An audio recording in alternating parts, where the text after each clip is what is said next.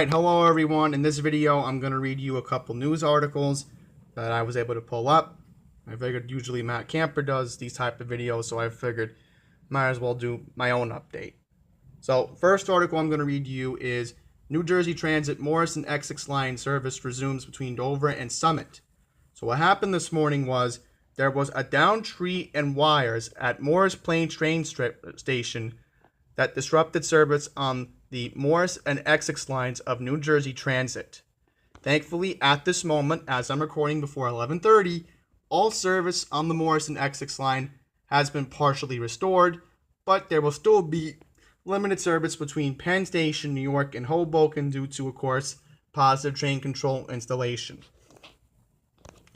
Next article is, guess what's going on in Jersey again?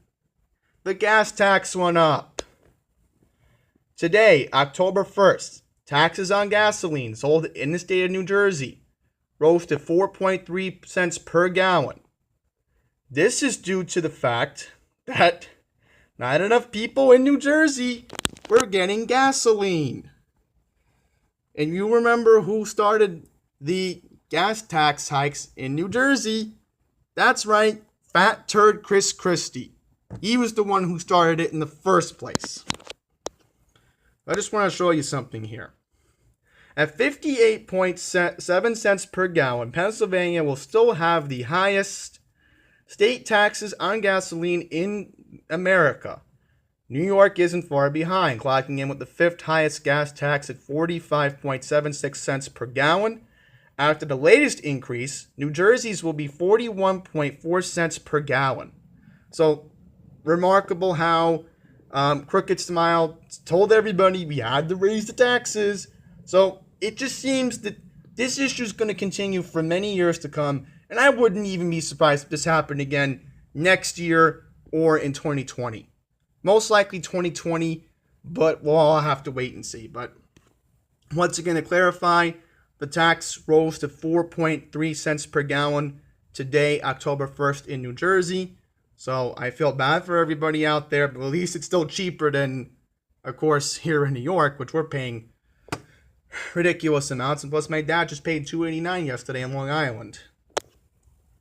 Here in the city, it's like $3 a gallon. Now we're going to talk about an awful incident that happened at the parking lot of the College Point movie theater. So if you didn't hear what happened last night, awful tragedy. A man was fatally shot in a movie theater parking lot when it apparently stemmed from a car crash. The 25-year-old victim was shot in the chest in the College Point multiplex in his parking lot just before 3:30 a.m. earlier this morning. The gunman was wearing a mask. Following the initial road rage crash, the suspects followed the victim and his girlfriend into the parking lot.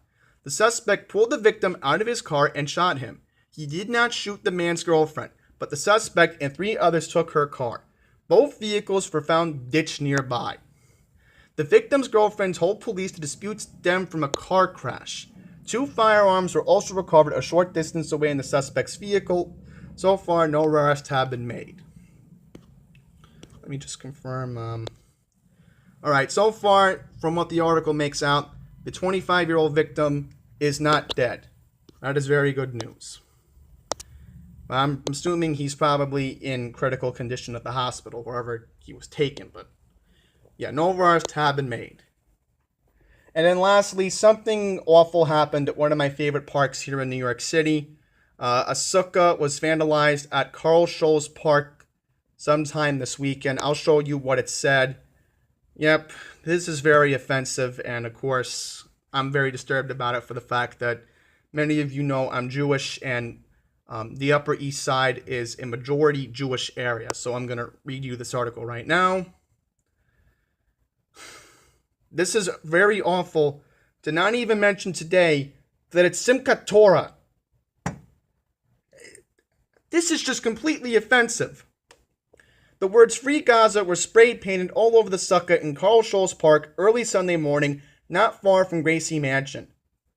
So from what I'm assuming, this probably happened right by 86th Street. That's literally 2 blocks away from the 2nd Avenue subway stop on the Q line. Let me just confirm this is the I apologize, everyone. My phone was going crazy. This is the first time the sukkah has been vandalized in the 3 years since the community put it up. It's a slap in the face. What does it bother you? I mean, the Jewish community is celebrating Sukkot Torah, and then this became a really vicious attack, said Rabbi Ben Kostrensky, director of the Chabad for the UES. There is no room for this hatred in New York City. A gathering called a Demonstration of Jewish Pride is now scheduled in front of the Chabad house on the Upper East Side later on this evening. And I actually know it will be starting at 8 o'clock tonight. So if you're in the area, and again, I wish I can go to this because, again, I love Carl Schurz Park.